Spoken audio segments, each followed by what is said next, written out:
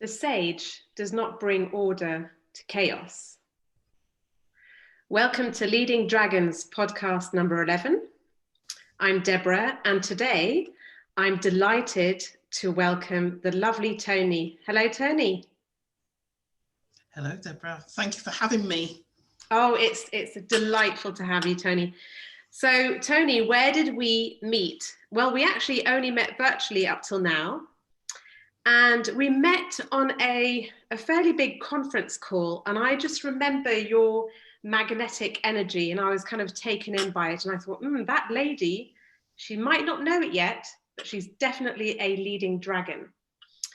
And since then, we've been on the phone, and there's we can barely get a word in edgeways between us two. Our passions are very similar, and what I really love, what I noticed particularly about you, Toni, is you've got an incredible ability to listen, to connect with people, and you really, sort of leave the result that you're looking for to the side, and really look to meet and connect and understand and build that rapport with people, and you work from there.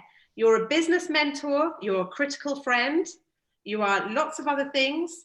You've also got experience in government, you've got experience in education and care. So tell us more about who you are, what your quest is, and what fuels your quest. Wow, and what a humongous question you've started off with there, Deborah. So it's really lovely to be connected with you, and I think I would kind of really replicate by repeating what you've said from the time that we've met. It's kind of like we've got so many things that we need to discuss and talk about, and so many ideas that need to be put into fruition. It's like, okay, let's get them in order. Let's order them now. So, so it's good to keep the dialogue open, and thank you for having me on your Leading Dragons. I'm definitely a leader, and I'm definitely a dragon. Yay! I can actually breathe fire too sometimes, I'm sure you can. But I like to kind of give fairy dust. So some of my Toni's fairy dust is my preference. However, what am I, who am I, and what am I all about? Well, I think from a very early age, I knew I wanted to help people. I wanted to be a teacher. And that kind of changed as time went on, but I still fell into that role of helping people. So I'd done a few different things, couldn't kind of like identify with what it was that I wanted to do. So I was one of these people that was a jack of all trades and a master of none, because I was able to do quite a few things, tried a few things out when I left school, and got grades in a variety of different subjects. But 5 years after that, I kind of done full circle and realized that, look, this is what I need to be doing. I need to really be focusing on helping people and doing that in the best possible way that I can. So for me, my background is criminal justice, education and care.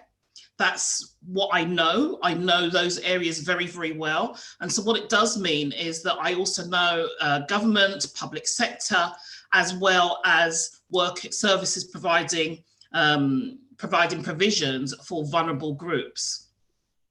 I also understand about crisis, because as you can imagine, those areas are around crisis navigation, whether it's incidents, or I've been on critical incident panels. So if there's something going on with the community, I've been found between the police and the community, helping to negotiate the way forward. So it's always around negotiating, mediating, and working out, through crisis. So that, and it could be a big crisis, or it could be a little incy one. So, that's kind of where you'll find me. And I like to kind of describe my work as putting fires out. So I put fires out with larger organizations when they have problems.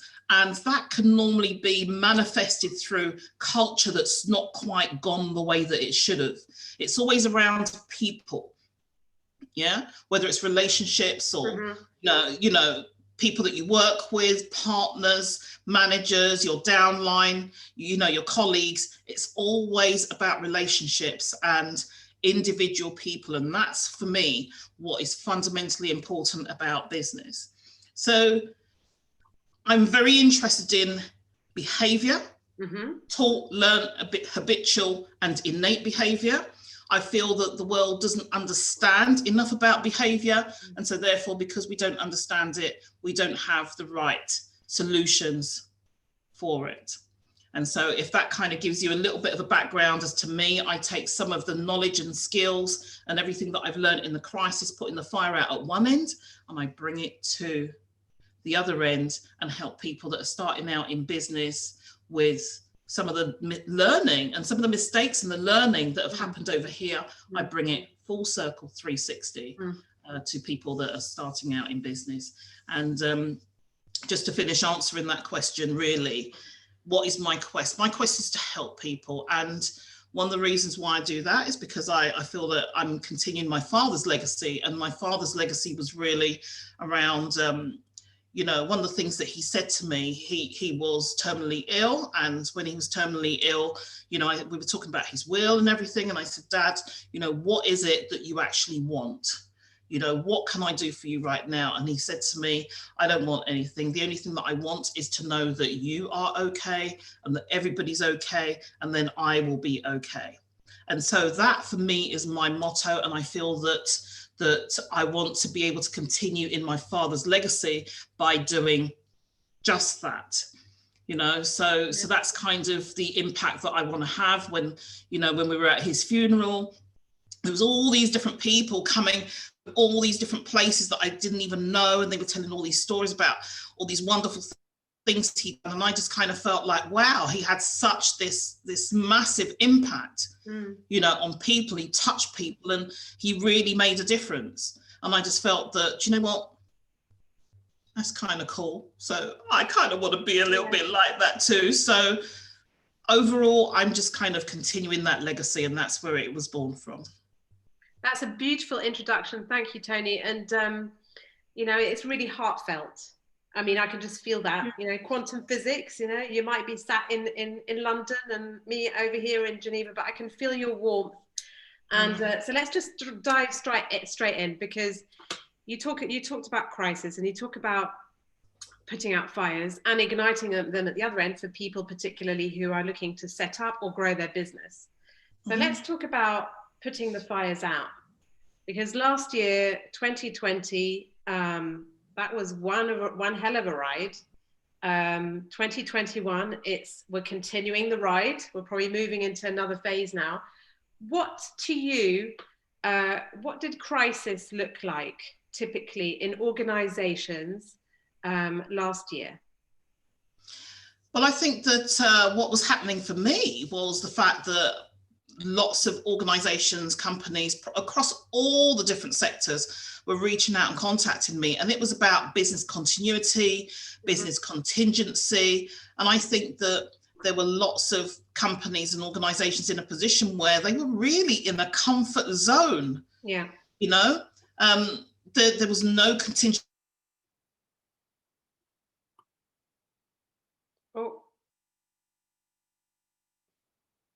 Moving forward if there was an incident or anything. And even though we're not kind of programmed to prepare in this kind of way, but for me, coming from education, criminal justice and care, especially around special education, we are that way, you know, to plan for crisis. If, you know, if you're working with vulnerable groups, you know, it means that if there's a snowstorm and you're stranded, how are we going to get these vulnerable groups out? And does it involve a helicopter? Yes, I've made a plan that involved a helicopter and a big rescue operation and generators, because actually you're working with vulnerable groups and you have got to think about their safety and their care, which is, you know, the most predominant thing. And so it really surprised me that lots of organizations had come totally unstuck. Yes, the situation was just unprecedented, it was unreal and very, very unusual. In fact, it's made history, but it also kind of opened the door and made me think that, wow, so many are sitting in a comfort zone and hadn't prepared in any kind of way for anything other than the way forward and, you know, things going the way that they were. So that's what it kind of opened up to me, but it also made me realize that people are so stuck in the way that they're thinking.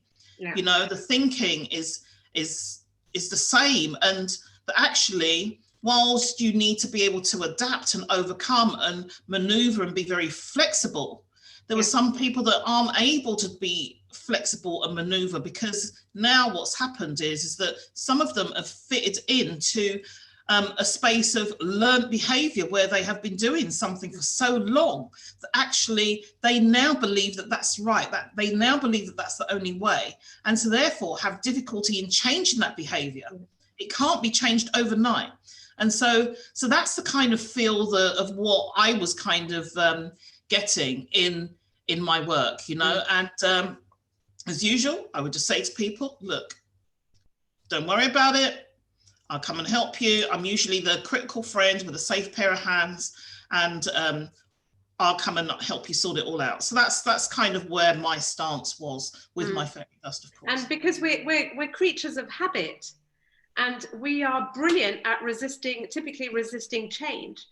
And you know, when you see these organizations that are facing crisis, oftentimes there are signals, you know, earlier on, but we kind of put on our blinders, don't we? We're like, no, I don't want to see that. Let's pretend, let's keep going, and let's keep supporting the paradigm, because in fact, it's the only paradigm that it's the only way that we know how to. And when I talk about supporting the paradigm, I mean also, I think we have got Wi-Fi. Hopefully Wi-Fi is going to be back on again. Yes, it is. So when we're supporting paradigms, we're starting with the way that we think, and shifting that mindset, shifting our perceptions. It's a hard thing to do, especially when. So I'd like to move into behavior for you, because this is your sweet spot for organizations. How would you describe human behavior in a crisis, typically? Well, I think I wouldn't necessarily say human behavior in a crisis. I would more say human behavior generally, because you know, I think as leaders, you've kind of, you know, there's lots of leaders that are out there that are kind of approaching their staff and saying, this is what you need to do. You need to do it this way, A, B, and C, when actually they've not spent enough time thinking about that particular individual, what type of behavior they've got, if it's embedded, if they know any other way. Do they have a learning disability? Are they a kinesthetic, an audio, or a visual learner? These are like some of the considerations that haven't really been taken on board.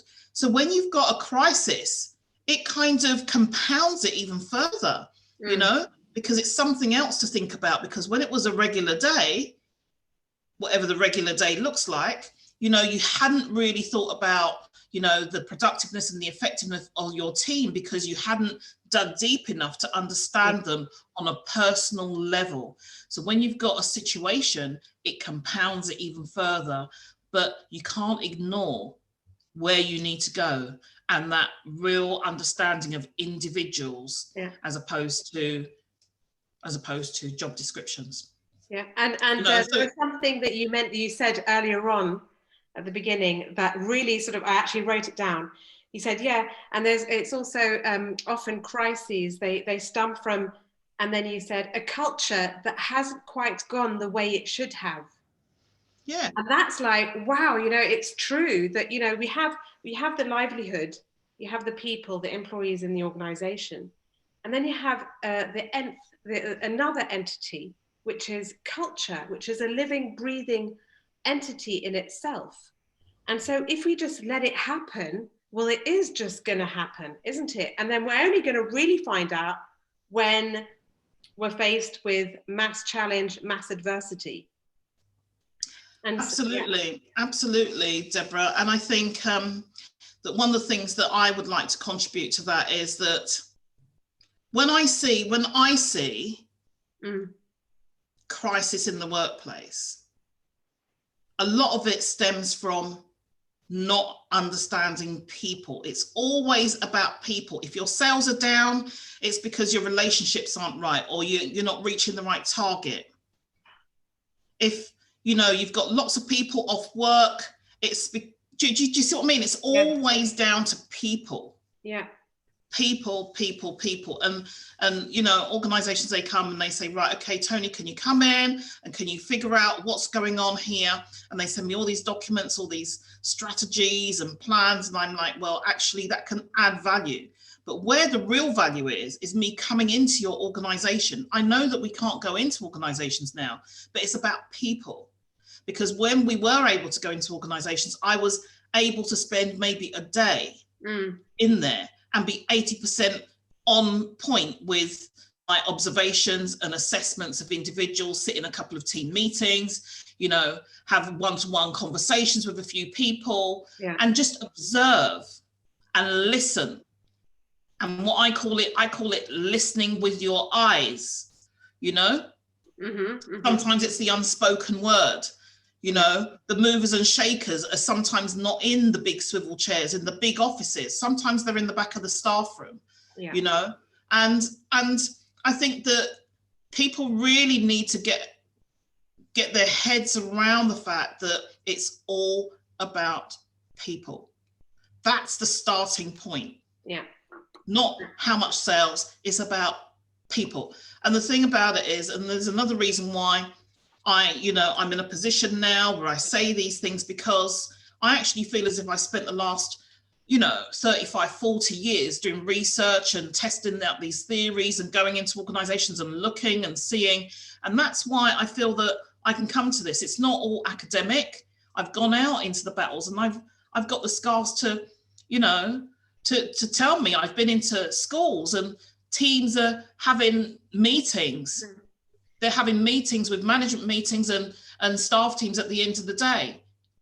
And actually, the people that are missing out of those meetings are the office staff and the administrators and receptionists. But they're the ones that know the key pieces of information: who dropped this person off at school, who's picking them up, who's ringing in all the time. They've got more key information. And yet they're the people that are always left out, the caretakers, the people, the site managers. They're the ones that know who's been dropped off at 8 o'clock in the morning, who's looking in the bins for a little bit of breakfast, who's shivering cold, sitting on the bench waiting for school to open. But they're not the ones that are being called into the meetings. Do you see what I mean? So it's kind of like... Sorry, this is the same it's like in organizations, but especially when you have real sort of heavy matrices, where it's top down, it's command and control, it's about order taking, it's about following the regulations and being compliant and just taking orders. And you're thinking, but you need to flip that hierarchical triangle right on its head, because your sort of soldiers, or whoever you want to call them, they know way more because they're on the ground, they know what's really going on. And if you were to ask them the right questions and transform the conversations that you're having with the people who are actually doing the work, that are in the work, you will be able to make much better informed decisions. And the thing about it is, Deborah, I think what I'm going to say just kind of concludes this piece in terms of what the point I'm trying to make around people. Because whether it's working in care, education, criminal justice, anything that's got people. I've done investigations, and the main thing that I can come up with is this. Think about two things when you're dealing with people. What's important for them and what's important to them, because they are two completely different things. And, if you're a vulnerable young person, for example, that is in the care setting, that has a specific disability, what's important for them might be that they have their food on time, that they have their medication on time, that they have all these other things on time. But what's important, that's what's important for them. But what's important to them is the fact that their friend might not be in that day, their key worker might not be in that day. Do you see what I mean? It's like, separate them out. And quite often as professionals, one of the things that I see is that they're always drawn with, this is what's important, for them. Let's tick those boxes because we've always been programmed to do this piece. Yeah. But they haven't been programmed to do the humane pieces, which is quite often when I do investigations, the piece that I see that is missing. Does that kind of... Yeah, so I'm just thinking of Maslow's hierarchy of needs, where you have the basic, the non-negotiable needs at the bottom, which is, like going back to your example, the medication that they need to take every 24 hours, the time that they need to be fed, and so on. And then you've got the psychological needs, which is all the human warmth and human touch and human connection, which is also extremely important. But obviously it comes, and that's where we are, and also leaders in organizations are very typically unequipped. And so what do we go and do? We're like, oh, we'll just we'll just send them on a university course, for 3 days or 5 days, and let's just tick that box and that box. But then can we truly then expect a change in behavior? So let's move on to behavior, which doesn't behavior start with self-awareness? So I have 2 questions for you, Toni, and we can separate them again. But before I forget them, so the first one is, we're seeing today more and more traditional leadership paradigms that are becoming obsolete, that are completely irrelevant today. And so my first question to you is, what is the one key behavior that we really need to see shift to become a relevant and effective leader today? So that's my first question. And my second question to you is, what can we do as individuals? Because at the end of the day, organizations don't change, individuals do. So what can we start doing to recognize a behavior that we have that no longer serves us, and in order to then be able to change it to make it be a more relevant leader? So 2 separate questions. Okay. Do you want me to go through the first one? Well, I'm gonna let me kind of try and get my teeth into the first part of the question. So you're asking me about what is the one behavior that we need to do to shift the paradigm, in terms of leadership. Is that right? Yes. Yeah. Yeah. So I would kind of reframe that by thinking about, there's not one particular behavior, but there's one particular action. And that one particular action is understanding the behavior. If you understand the behavior, then you can come with the right solution. But what happens is that, for example, and especially in this kind of current climate at the moment, there's so many coaches, so many executive coaches, there's so many life coaches, there's so many people in that space. And, so many people delivering training. There's nothing wrong with that. That's great. But one of the things that I want to kind of point out is the fact that training isn't going to solve everything. Because if somebody has an embedded learned behavior that they've been doing since they were 5 years old, how is that actually how is a piece of training going to help that over 6 months or a year's coaching? You need to really get to the bottom of it in terms of, what is that behavior? Why are they defaulting? Is it a learned behavior? Is it a tool? Is it habitual? Is it innate? You really need to understand what those behaviors are to be able to get the right solution. Then you need to understand how that person takes on board learning. Are they a kinesthetic, audio and visual learner? And there's lots of different professionals that can go lots deeper than I am at the moment. But superficially, just for the purpose of this Leading Dragons podcast, just keeping it really simple, the behavior needs to be identified. Yeah. Then the learning style of that individual needs to be identified. And then the environment needs to be identified for that individual to thrive. You can have the learning and you can have the behavior, but if you're still in the same environment, it's not going to work. But if you shift the dial, it can make a whole load of difference. Yeah. So if you've got somebody that's got a learned embedded behavior, a 6-month program is not going to change that necessarily. Yeah. So sometimes we just need to really be thinking about what is that behavior? How does that person take on board learning? How do we need to look at this on a one-on-one basis to be able to get a shift? Yeah.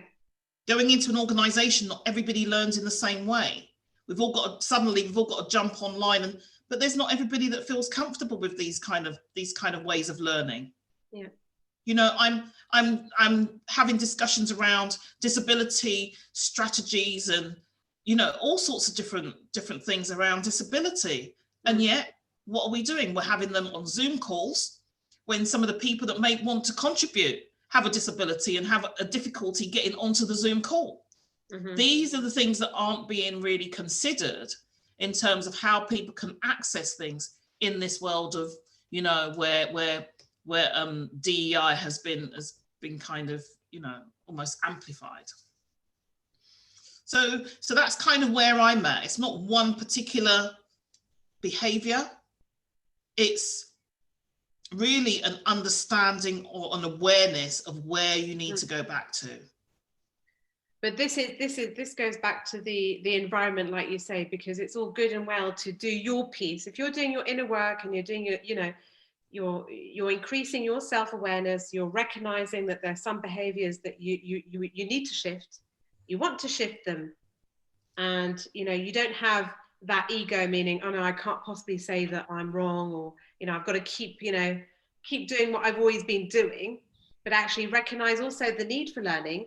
Then there's also a need to change, you know, like you say, the environment. Would I be on the same track as you if I say the environment, meaning your culture, meaning the way that learning is managed, and rather than being prescribed by your boss, for instance, or your manager, it would actually be learning that would be employee owned? Would you believe that if there was that shift in the culture within a given organization, would that improve transformational learning and behavior?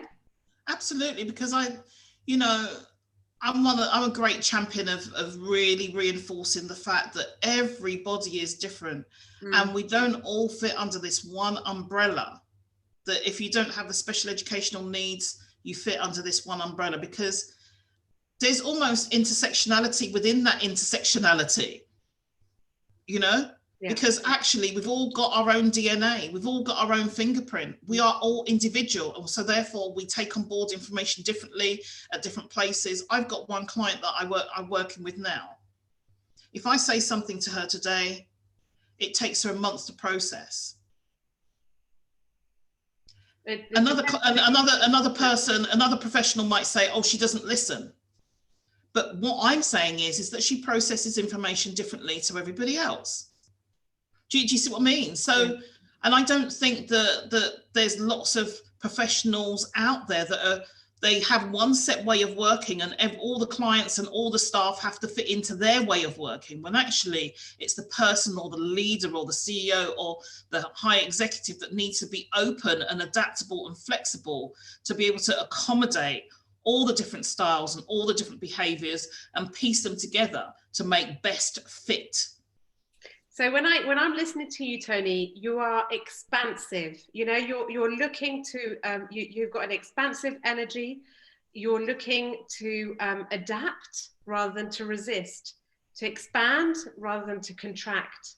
And this is all about, okay, so that's a choice that you made, and that's a choice that you make every day, you know, at work, and also I imagine, you know, you're the same outside work.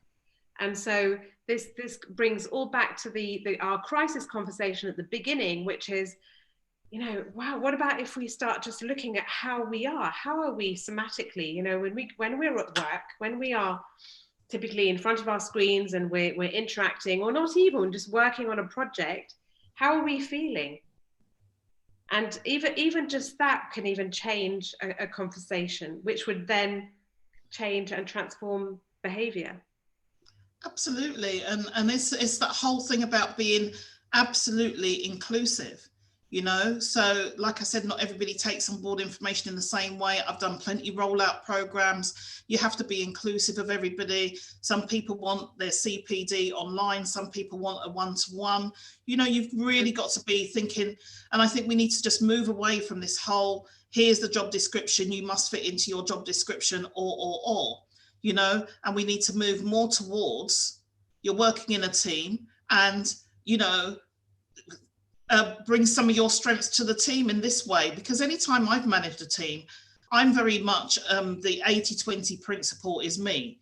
20% effort, 80% results. So for every 20 you put in, I bet you didn't know you was going to do maths today, Deborah. Anyway, 20% effort you put in, 80% result. So by the time you put in your 100%, you should get a 400% return.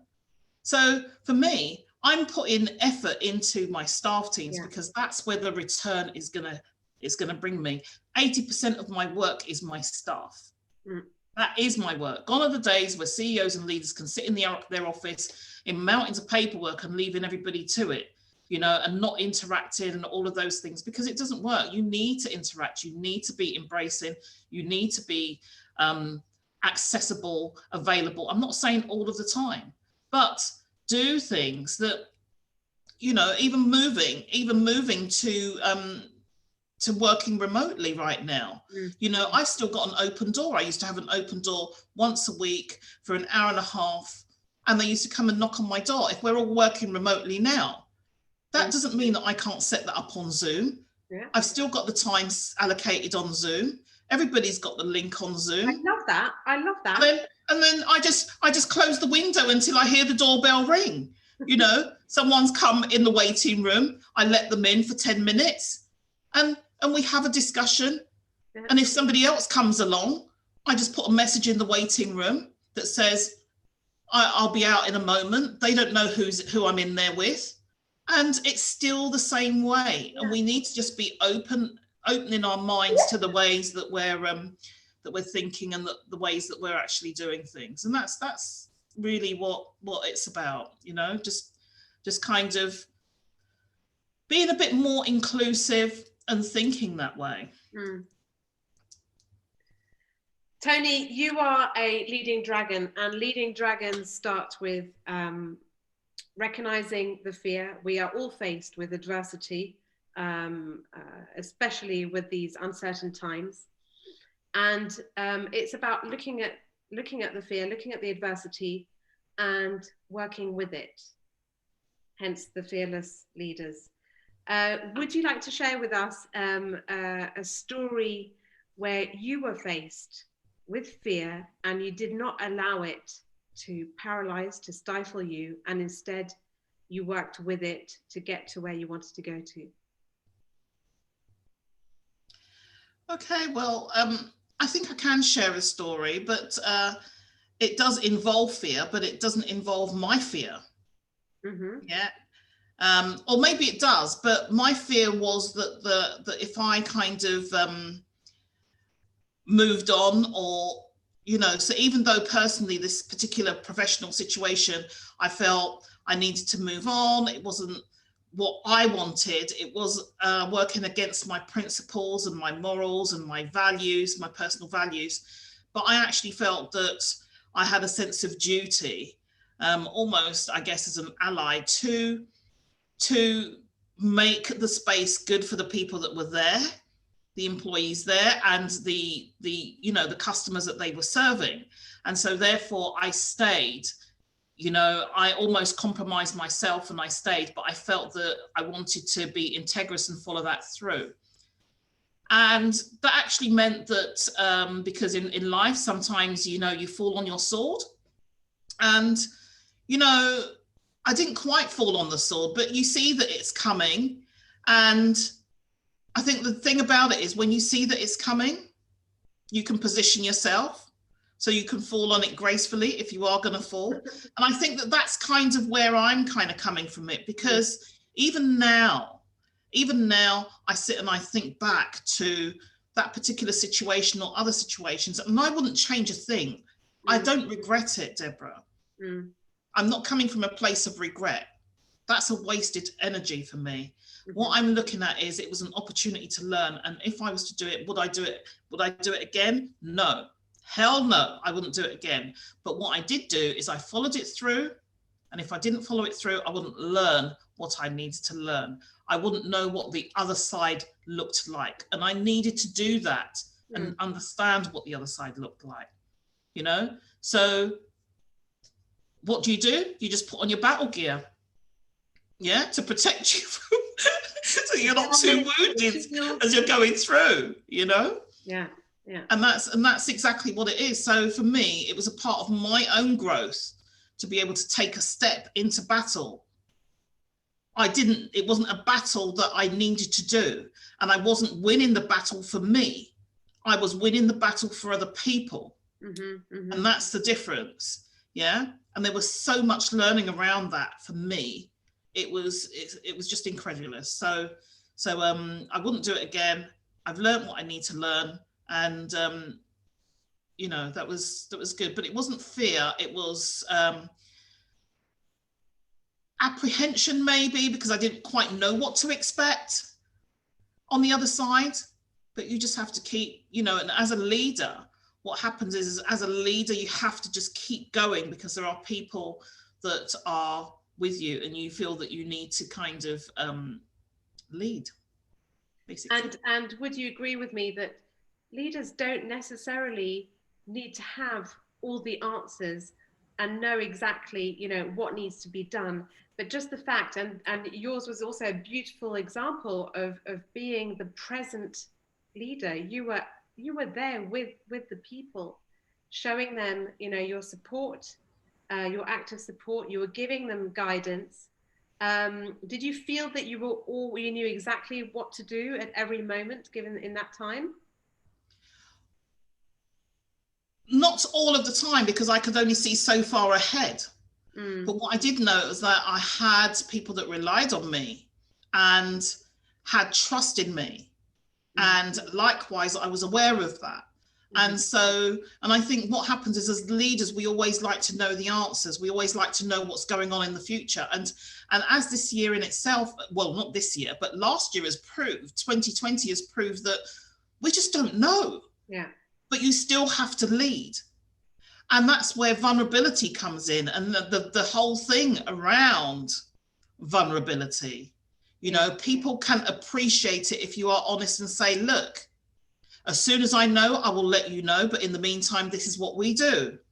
You know, I don't know, but I will find out. And as soon as I find out, I will let you know. You know, just, it's not a weakness to be a human. You know, and you can't be called a leader if you are not leading. Simple. Yes, yes. Okay, and so Toni, last before we wrap up, so we talked about leadership paradigms. We talked about the crisis that's unfolded last year. What is it?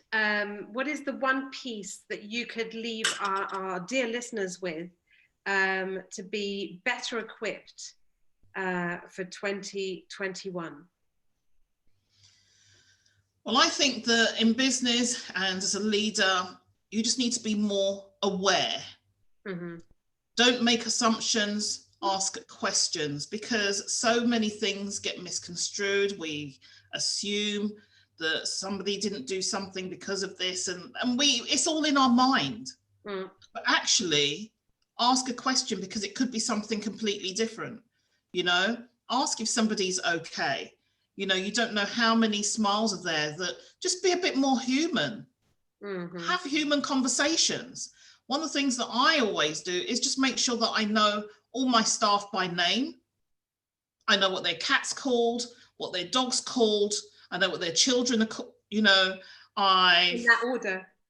Yeah, I've had the pet budgie on the call. You know, it's just like, it's okay. And one of the things I say to people is, and I've come on so many of these calls, and it's like, oh, I'm really sorry, my daughter might show up. I'm really sorry, the doorbell might go. I've got a delivery coming. I'm really sorry, the Wi-Fi.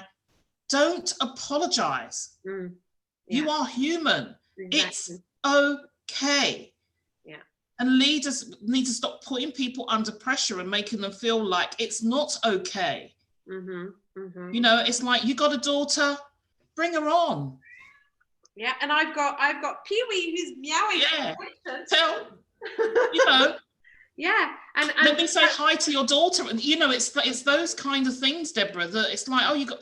And what I do is when I say, oh, let me say hi to your daughter, and give them that platform just for 15 seconds. How are you? Then they feel equally important, and it's likely that they're going to settle down for the rest of the call and not be bothered. But so what if they are a part of the call? Does it matter? Exactly. Yeah, exactly. And so why have we kind of got to a place where we're all worked up about these things, or you're doing like this because somebody has just entered the room? Do you know what? Let's just relax. It is what it is. We need to just make the best of a bad situation and stop putting people on edge. So, I mean, there's loads of things that I can give as a takeaway, but to be honest with you, the one piece that I would really say to people is, let people be human. Give them a space to be honest with you, make them feel comfortable about the things that really matter to them. And it goes back to what I said before, things that are important to and things that are important for. Yeah. That's a beautiful takeaway message, Toni. Thank you so much. And so as we wrap up, so we talked about a lot of things, didn't we? And Toni, we talked about culture, and that we are all individually and collectively responsible for that culture, and we need to now be adapting it into these times today to be more relevant. We talked about you know, like just like that takeaway about what's important for people, for our people as leaders, and what's important to them, because even just, you know, leading conversations with that question in mind, with that concern in mind, is going to transform the conversations. Absolutely. Real Absolutely. It's such a simple thing, Deborah, that when I do investigations, I separate them into the two sections. Yeah. If I'm having a conversation, I separate it out. And then that way, it's almost like a sense check that you haven't missed anything crucial. And it really does make a big difference. Yeah, you talked about you know, that one particular action that we can do is really, you know, stepping out of our comfort zone and going, okay, so I want to understand this behavior, and rather than sort of make these false assumptions and sort of charging ahead thinking that we know, it's like, no, actually maybe we're wrong in our assumptions. Why don't we have a conversation around it and just go, hey, you know, okay, I'm the leader, I'm the head of this team or leader of this department. What do you say? And leverage the collective and speak to the people, and yeah, going back to transforming, I keep going back to that, transforming conversations. And last but not least is vulnerability, because in fact, vulnerability is a strength. And we've navigated 2020. It was very uncertain for a lot of us on a lot of levels. 2021, we're not quite sure whether we're going to gain better visibility, greater certainty. But in the meantime, let's not just sit and wait and contract and stress about it and thinking more disaster. Let's think opportunity, and let's just have faith in ourselves and in each other. Toni, remember, yeah, that it's a jigsaw puzzle. Yeah. We don't have the pieces that fit out all night. We want all these nicely shaped pieces, but actually it's the staff, it's the people that have the pieces. And some are huge, and some are corners, and some are centerpieces, and some are little pieces. But that small piece is just as important as the big corner piece. And that's the thing about it. You have to allow that flexibility of people coming together with whatever they bring. Yeah, and then that's where the goodness is going to come. So that's kind of, sorry, you're just getting me warmed up. We're going to have another session. I'm sure we will. Toni, thank you so much for your time. Thank you. Over to you, listeners. I hope this podcast, this exchange with Toni, has brought you perhaps a hidden teaching, an insight, or something that you can start working on. And going back to the purpose of Leading Dragons, it's not a think tank. It's a call to action. We are in 2021. There's little time now. Now we have to move into action, because it's through movement and motion that we will find solutions. Until next time, bye.